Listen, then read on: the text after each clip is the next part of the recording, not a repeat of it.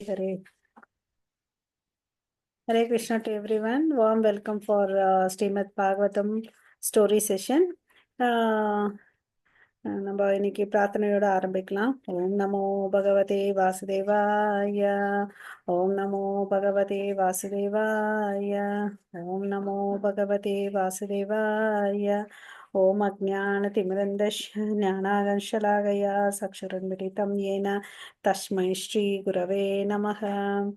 श्रीचैतन्यमनोभीष्टं स्थापितं येन भूतले स्वयं रूप कदा मह्यं ददाति स्वपदान्तिकं वन्देऽहं श्रीगुरो श्रीयुधपदकमलं श्रीगुरोन् वैष्णवांश्च श्रीरूपं शाक्रजातं सगगण रघुनाथान्वितं तं सजीव साद्वैतं सावधूतं परिजनसहितं कृष्णचैतन्यदेवं श्रीराधा कृष्ण पदान् सगगण ललिता श्रीविशाखान्वितांश्च हे कृष्णा करुणा सिन्धो दीनबन्धो जगत्पते गोपेश गोपिकान्त राधाकान्त नमोऽस्तु ते तप्तकाञ्चन गौराङ्गी राधे वृन्देवनेश्वरि वृषभानुसुते देवी प्रणमामि हरिप्रिये वाञ्छाकल्पतरुभ्यश्च कृपा सिन्धुभैव च पतितानां पावनेभ्यो वैष्णवेभ्यो नमो नमः। नमो ब्रह्मण्यदेवाय को ब्राह्मणहिताय च जगदिताय कृष्णाय गोविन्दाय नमो नमः। नमो महावादन्याय कृष्णप्रेम प्रदायते कृष्णाय कृष्णचैतन्य नाम्ने गौरवत्वे नमः। गुरवे गौरचन्द्राय राधिकाय तदालय कृष्णाय कृष्णभक्ताय तद्भक्ताय नमो नमः। मुखं करोति वाचालं पङ्गुं लङ्घयते गिरिं यत्कृपातमहं वन्दे श्रीगुरुं दीनदारणं परमानन्दं माधवं श्रीचैतन्य ईश्वरं नमः पङ्कजनाभाय नमः पङ्कजमालिने नमः पङ्कजनेत्राय नमस्ते पङ्कजाङ्ग्रहे कृष्णाय वासुदेवाय देवकीनन्दनाय च नन्दगोपकुमाराय गोविन्दाय नमो नमः। नमो ॐ विष्णुपादाय कृष्णप्रेष्ठाय भूतले श्रीमते भक्तिवेदान्त स्वामिनिति नामिने नमस्ते सरस्वती देवे गौरवाणी प्रचारिणि निर्विशेष शून्यवादे पाश्चात्येशतारिणि नारायणं नमस्कृत्यं नरं चैव नरोत्तमं देवीं सरस्वतीं व्यासं ततो जय उदीरयेत् नष्टप्रायेष भद्रेषु नित्यं भागवत सेवया भगवती उत्तमश्लोके भक्तिर्भवति नैष्टिकी पञ्चतत्त्वात्मकं कृष्णं भक्तस्वरूपस्वरूपकं भक्तावतारं भक्त्याख्यं नमामि भक्तशक्तिकम्। जय श्री कृष्ण चैतन्य प्रभो नित्यानंद श्री अद्वैत गदाधर श्रीवासादि गौर भक्त वृंद हरे Krishna Krishna Krishna Hare Hare Hare Ram Ram Ram Hare Hare Hare Krishna to everyone. So நம்ம இன்னைக்கு மச்ச அவதாரம் பத்தி பார்க்க போறோம். ஸோ மச்சன்ற வார்த்தைக்கு என்ன நமக்கு தெரியும், மீன் இல்லையா? அவதாரம்னா மேலே இருந்து கீழே இறங்கி வர்றதுதான் அவதாரன்ற வார்த்தை. அவதார் கடவுள் பாத்தீங்கன்னா, ஓ யுகம் யுகந்தோறும் நான் வருவேன்னு சொல்லியிருக்காரு இல்லையா? ஹரே கிருஷ்ணா. ஆஹ் மக்கள்களை காப்பாற்றுவதற்காக நான் யுகம் யுகந்தோறும் வருவேன்னு சொல்லியிருக்காரு. அது மாதிரி ஒரு யுகத்துல பாத்தீங்கன்னா தான் கடவுள் பாத்தீங்கன்னா மச்ச அவதாரம் எடுத்து வந்திருக்காரு. ஓகே, சோ அந்த கதையை பத்தி பார்க்க போறோம். அப்புறம் இதனோட பலஸ்துதி என்ன, இது எங்க பாகவதத்துல எந்த அத்தியாயத்துல இருக்குன்றது நம்ம பார்க்கலாம். ஓகேங்களா? இப்போ நம்ம ஸ்டோரிக்குள்ள போலாம். ஓகே, நமக்கு நல்ல நிறைய நம்ம பெருமாள் கோயிலுக்கெல்லாம் போகும்போது நிறைய பரிகாரத்துல எல்லாம் பார்த்துக்கலாம். 10 அவதாரங்கள், தவச அவதாரம் இருக்குது. மச்ச கூர்ம வராக நரசிம்ம வாமன பரசுராம ராம பலராம கிருஷ்ண கல்கி அவதாரங்களை பார்த்துருப்போம் இல்லைங்களா? அது மாதிரி ஃபர்ஸ்ட் 24 அவதாரங்கள் இருக்கு. பட் நமக்கு முக்கியமா தெரிஞ்சிருக்கிறது 10 அவதாரம். பொதுவா நம்ம வாழ்க்கையில அதுல வந்து ஃபர்ஸ்ட் பாத்தீங்கன்னா, இங்க வந்து மீன் அவதாரம். கடவுள் என்னப்பா மீனா வந்திருக்காருன்னா, ஆமா அவரு வருவார். கடவுள் வந்து பாத்தீங்கன்னா, எந்த விதத்துல வேணும்னாலும் வருவார். ஆ விலங்குகளா வருவா, மனுஷரா வருவா, எப்படினாலும் வருவார். ஓகேங்களா? ஸோ இந்த கதையில நம்ம கடவுள் ஏன் வந்து மீனா வந்தாரு? அவரு என்ன பண்ணாரு? இத கேட்கறதுனால நமக்கு என்ன பலஸ்ருதி? நமக்கு எல்லாருக்கும் அதுல தானே இன்ட்ரெஸ்டடு. எனக்கு என்னப்பா பலன் கிடைக்கும்? இத கேட்டேன் அப்படின்னு சொல்லிட்டு ஸோ, ஒரு முறை கடவுள் வந்து பார்த்தீங்கன்னா, இந்த பிக்சர்ல உங்களுக்கு தெரியுதா? பகவான் நாராயணன் வந்து பார்த்தீங்கன்னா, 4 கை ரூபம் இருக்கு. இல்ல? சங்கு, சக்கரம், கதை, பத்மம் ஏந்திட்டு அவர் தான் வந்து சாட்சாத் மீனாவே வந்து அவதாரம் பண்றாரு. ஓகேங்களா? ஸோ, இது ஏன் எடுத்தாரு? அந்த காரணம் பார்த்தீங்கன்னா, ஒரு முறை வந்து ஒரு அசுரன் இருக்கான். அவன் பெயர் வந்து ஹயக்ரீவா. அவன் என்ன பண்ணான்னு பார்த்தீங்கன்னா, பிரம்மா கையில வந்து வேதங்கள் இருக்கு. அந்த வேதங்கள்லாம் திருடிட்டு போயிட்டான்.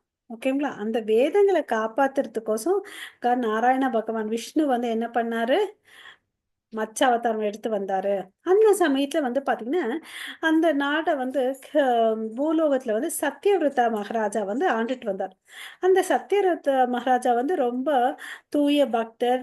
நல்ல தவங்கள், யக்னங்கள்லாம் பண்ணிட்டு வந்தார். ஒரு நாள் அவர் வந்து என்ன பண்ணாரு, அதாவது கிருதாமலா அந்த ஒரு நதி கிட்ட போயிட்டு பூஜை, புனஸ்காரங்கள்லாம் பண்ணிட்டு இருந்தார். இந்த பிக்சர்ல பாருங்க. இவர் இவர் தான் வந்து சத்யவிரத அரசர். அங்க நதி தெரியுது இல்லையா? அது பெயர் வந்து பார்த்தீங்கன்னா, கிருத்தமலா. ஸோ பூஜை, புனஸ்காரம்லாம் பண்ணிட்டு, அங்க வந்து தண்ணி எடுத்துட்டு நம்ம நதியில விடுவோம் இல்லைங்களா? புனித ஸ்தலத்துக்கு போனா, அது மாரி அவரு பண்றாரு. பார்த்தா தன்னோட கையில இந்த பிக்சர்ல பாருங்க, அவரோட கையில ஒரு குட்டி மீன் தெரியுது. அந்த கிருத்தமல இதுல வந்து தண்ணி எடுக்குறாரு. தண்ணி எடுத்தா வந்து ஆ கையில குட்டி மீன் கிடைக்குது. என்னடா இது மீனுன்னு சொல்லிட்டு விட்டுடுறாரு. ஆ மறுபடியும் பார்த்தா அந்த குட்டி மீன் வருது. அப்புறம் வந்து அது பேச வேற செய்யுது. என்னைக்காவது நம்ம மீன் நம்ம பார்த்து பேசியிருக்கிறத நம்ம பார்த்துருக்கோமா? இல்ல தானே! ஓகே. ஸோ இது வந்து பேசுது. என்ன காப்பாத்துன்னு அப்படின்னு சொல்லிட்டு. எனக்கு ஒரு அடைக்கலம் குடுன்னு அப்படின்னு சொல்லிட்டு. சரி இவருன்னு சொல்லிட்டு இவரு பேசுதேன்னு சொல்லிட்டு அவரு என்ன பண்ணாரு, ஃபர்ஸ்ட்டு கையில இருந்த மீன வந்து நல்லா இப்போ கேட்டுக்கோங்க. ஒரு ஜக்குக்குள்ள போட்டாரு. ஓகே. ஜக்குக்குள்ள கமண்டல மாதிரி வச்சிருப்பாரு. அந்த ஜக்குக்குள்ள போட்டு நடந்து போறாரு. போம்போது வந்து மீனு பேசிட்டே வருது. கொஞ்ச நேரத்துல அப்ப எனக்கு இந்த சைஸ் பத்தல. எனக்கு கொஞ்சம் பெரிய இடம் வேணும்னு கேக்குது. சரின்னு அவரும் வாட்டர் டேங்க் குடுக்குறாரு. அது இமிடியேட்டா பார்த்தீங்கன்னா, இன்னும் பெருசாயிடுது மீனு. இது பத்தலேன்னு சொல்லிட்டு அவர் வீட்ல இருக்கக்கூடிய கிணத்துல போடுறாரு. அந்த கிணறும் பத்தல அதுக்கு. சரின்னு சொல்லிட்டு அந்த ஊர்ல இருக்கக்கூடிய நதியில ஏரி கரையில போடுறாரு. அந்த ஏரி அளவுக்கு பெருசாயிடுது மீனு. யோசிச்சு பாருங்க. ஒரு கை அளவுல இருந்த மீனு. சத்தியவர்த்தருடைய கை அளவுல இருந்த மீனு, ஏரியில போடுறாரு. ஏரி அளவுக்கு பெருசாயிடுச்சு. ஓகே. இப்ப அவருக்கு புரிஞ்சிடுச்சு. ஓகே. ஆம் இது வந்து இருக்கிறது வந்து சாதாரண மீன் இல்லன்னு அப்படின்னு சொல்லிட்டு. அப்புறம் சரின்னு சொல்லிட்டு ஏரி பத்தாதனால, அ அரசர் என்ன பண்றாரு, அத எடுத்துட்டு போய் ஒரு பெருங்கடல்ல போட்டுர்றார். ஓகே. கடல்ல போடுறாரு. கடல் அளவுக்கு பெருசாயிடுது. ஓகே. இது சாதாரண மீன் இல்ல. இவரு யாரும் இல்ல. பகவான் விஷ்ணு தான் வந்திருக்காரு. அப்படின்னு சொல்லிட்டு புரிஞ்சுக்கிட்டார். சரி, நீங்க வந்திருக்கிற நோக்கம் என்ன எனக்கு சொல்லுங்க அப்படின்னு கேட்கிறார். ஓகேவா? ஏன்னா, எந்த மீனும் சாதாரணமா ஒரு கொஞ்ச நேரத்திலே வந்து பெருசா ஆகுறத பார்த்து இருக்கவும் முடியாது, கேட்டுருக்கவும் முடியாது. இல்லையா? இந்த உலகத்தில இருக்கக்கூடிய எல்லா ஜீவராசிகளுக்கும் கொஞ்சம் டைம் வேணும்.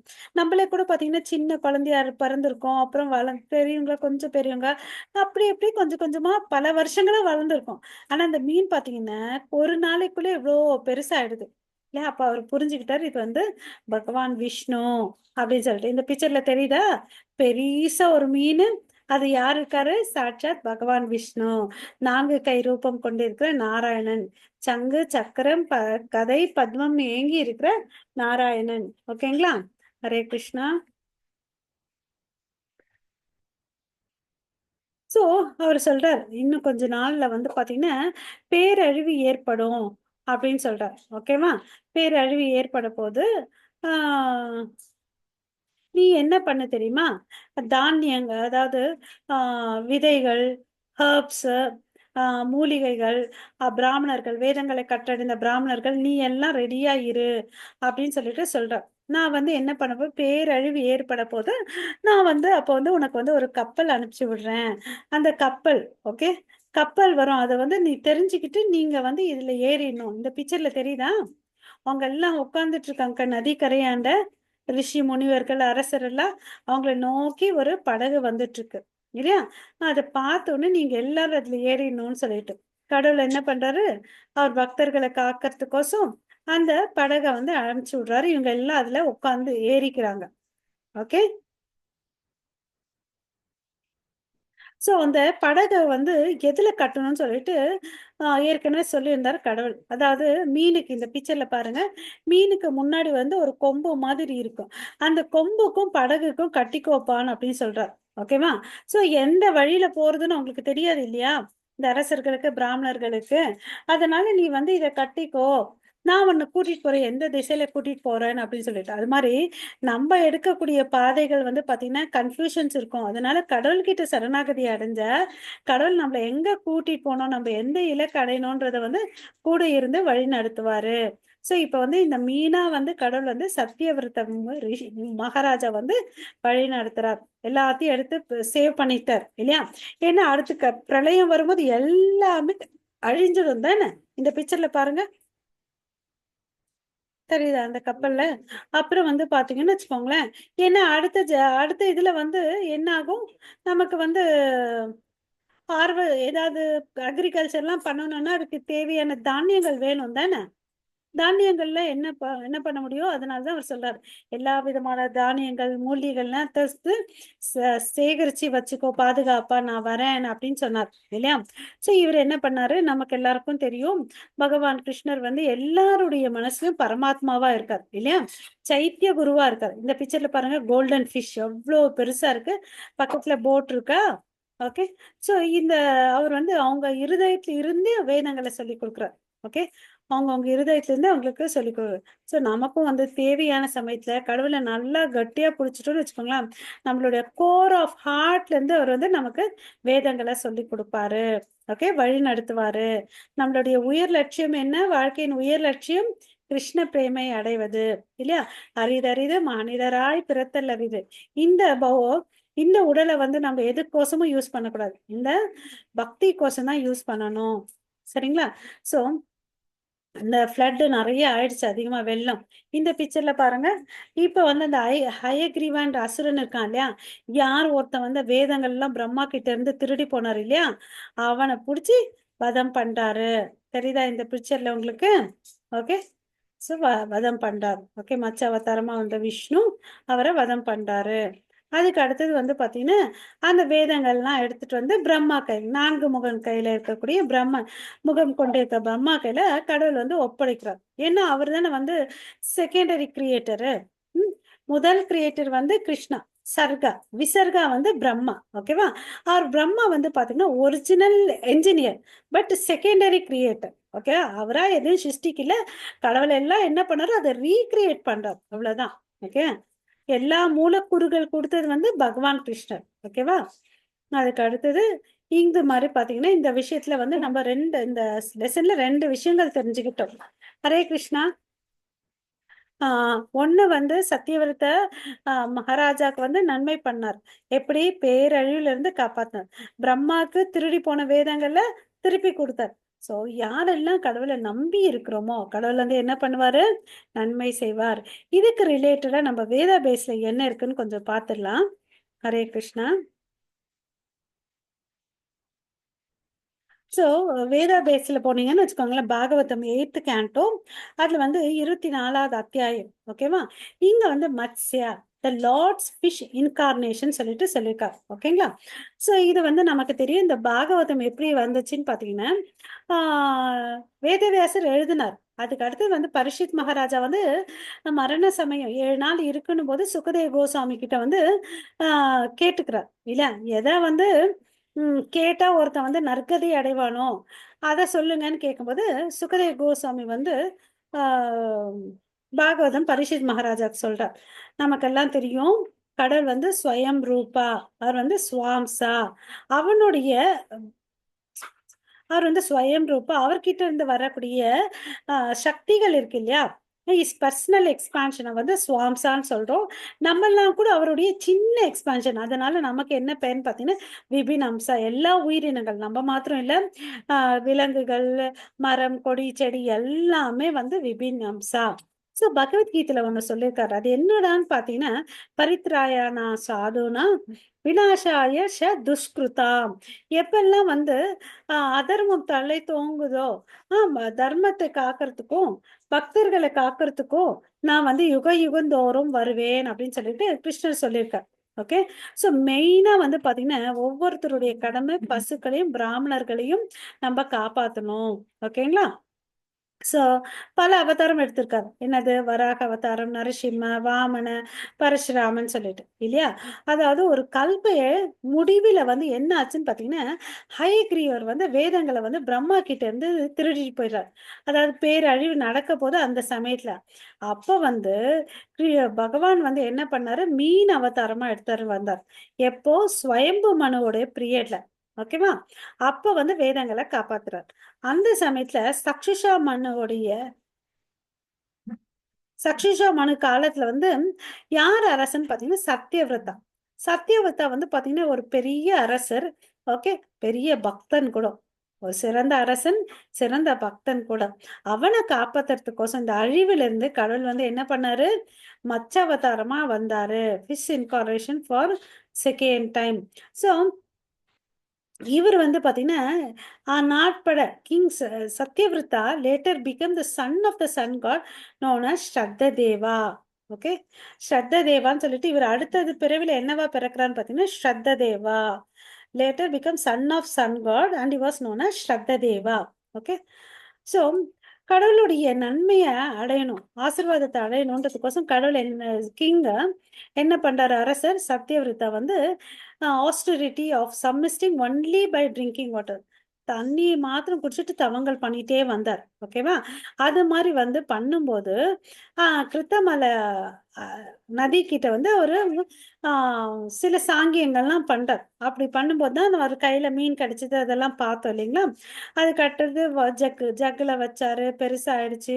கிணறுல போட்டாரு, கரையில போட்டாரு, ஏரிக்கரையில, பத்துல அப்புறம் வந்து ஆம், கடல்ல போட்டார் இல்லையா? சோ இது அவர் சொல்றார். ஒரு வாரத்துக்குள்ள வந்து பாத்தீங்கன்னா பேரழிவு ஏற்பட போது நான் சொல்றதெல்லாம் நீ பத்திரமா எடுத்து வச்சுக்கோ. ஏன்னா புரிஞ்சிடுச்சு. சத்தியவர்தனுக்கு வந்திருக்கிறது வந்து பகவான்னு சொல்லிட்டு. சோ விஷ்ணு என்ன சொல்றாரு? ரிஷி, ஹெர்ப்ஸ், சீட்ஸ் எல்லா உயிரினங்களும் எல்லாத்தையும் எடுத்து நீ வந்து கப்பல்ல வச்சுக்கோ அப்படின்னு சொல்றாரு. அப்ப கப்பலையும் வந்து இந்த படகுல வச்சுட்டு கப்பலையும் மீனோட கொம்புல வந்து கட்டிக்கோ நான் கூட்டிட்டு போறேன் அப்படின்னு சொல்றாரு. ஓகேவா? அப்ப இவர் தோன்றாரு. எல்லா தேவர்களும் அவங்கள நோக்கி பிரார்த்தனை பண்றாங்க. சோ அதுக்கு அடுத்த ஜென்மத்துல வந்து அவர் என்னவா பிறக்கிறாருன்னு பாத்தீங்கன்னா வைவஷ்ட மனுவா இருக்கிறாரு. இது வந்து பகவத்கீதையில நம்ம படிச்சிருக்கோம். ஃபர்ஸ்ட் பகவத்கீதா வந்து பாத்தீங்கன்னா விவஸ்வான் சொல்லி கொடுக்கிறார். விவஸ்வான் மனவே பிரகாக the sun god spoke the science of Bhagavad Gita to his son Manu. Okay. Because of being son of Vivasvan this Manu is known as Vaivasvata Manu. Okay. மனுவுடைய பையனா இருக்கிறதுனால வந்து இவர் பெயர் என்னவா இருக்குது? வைவஷ்ட மனுன்னு அப்படின்னு சொல்லிட்டு சொல்றார். ஓகே. சோ இது மாதிரி கடவுள் வரார். விவஸ்வான் மனு, மனுவுடைய பையன் வந்து வைவஷ்ட மனு. ஓகேங்களா? ஹரே கிருஷ்ணா. சோ இதெல்லாம் பார்த்தோம் இந்த லீலைகள். சோ இத பண்றதுனால வந்து நமக்கு என்ன லாபம்?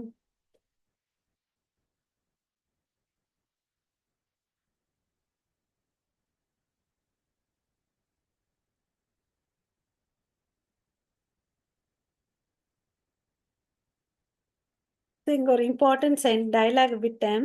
எ க இந்த மீன் பெருசு பெருசா போயிட்டே இருந்துச்சுல்ல, அப்போ வந்து அரசர் வந்து முடிவு எடுக்கிறார்.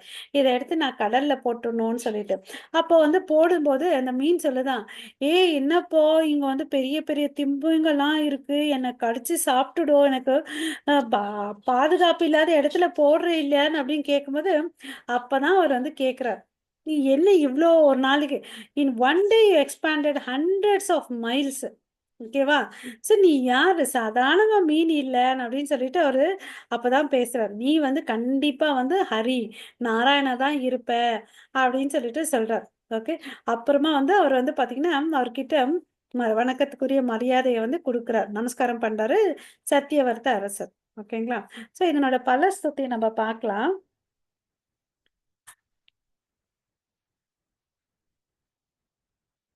ஸோ கடல் வந்து இங்க வந்து சத்தியவர்த்தனுக்கு ஒரு கட்டளை குடுத்தாரு இல்லையா? அதாவது நீ வந்து எல்லாத்தையும் எடுத்து வச்சுக்கோ. அப்புறம் வந்து பார்த்தீங்கன்னா, இந்த கப்பல் தோணும்போது நீ அந்த கப்பல்ல ஏறிடணும்.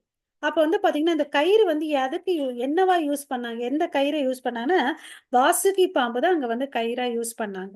ஓகேவா? வேற எந்த இடத்துல வாசுகி யூஸ் பண்ணாங்க? யாராவது சொல்ல முடியுமா?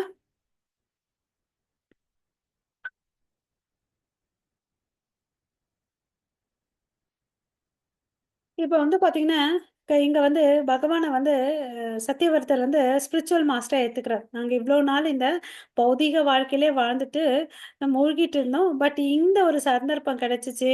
நீங்க வந்து எங்களுக்கு ஞானத்த குடுத்தீங்க. நீங்க தான் என்னுடைய அ ஆன்மீக குருன்னு சொல்லிட்டு சொல்றார். ஓகேவா? ஸோ இந்த யாருமே இந்த பௌதீக உலகத்துல சந்தோஷமா இருக்கவே முடியாது. முயற்சிக்கும் தேவையில்ல. Okay.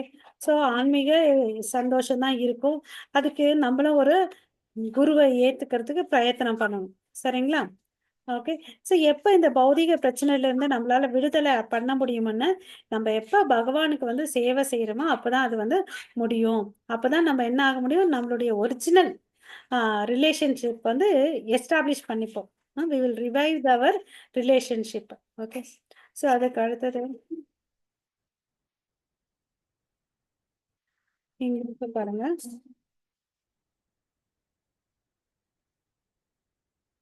Okay. 59th sloka. The story concerning the great Satyavarta and fifth incarnation of the Supreme Personality of Godhead, Vishnu, is great transcendental narration. இது சாதாரண கதையா நம்ம நினைக்க கூடாது. It is a great transcendental narration. Anyone who hears it is delivered from the reaction of all sinful reaction. யார் இது கேக்குறாங்களோ அவங்க பாவத்திலிருந்து வெளிப்படுறாங்க. Who hears it is delivered from the reaction of sinful life. அப்புறம் who narrates his description of Matsya incarnation and King Satyavarta will certainly have all his ambitions fulfilled and he will undoubtedly return home back to Godhead. ஓகேங்களா? So I affirm my respectful obeisance unto Supreme Personality of Godhead who pretend to be the gigantic fish who restored the Vedic literature to the Lord Brahma when Lord Brahma awakened from sleep, who explained the essence of Vedic literature to the King Satyavrata and the great saintly person. Okay. So நம்ம இங்க முடிச்சுக்கலாம். So இதை வந்து நம்ம மனசுல அப்பப்ப ஸ்மரணம் பண்ணணும். So will get free from our sinful life. ஓகேவா? வாஞ்சா கல்பத்தருப்பியஷ கிருபா சிந்து பயவச்ச பதிதானாம் பாவனேப்யோ वैष्णवेभ्यो नमो नमः अनंत कोटि वैष्णव वृंद की जय नामाचार्य हरिदास ठाकुर की जय जगत गुरु श्रील प्रभुपाद की जय निताय गौर प्रेमानंदे हरि हरि बोल हरे कृष्ण टू एवरीवन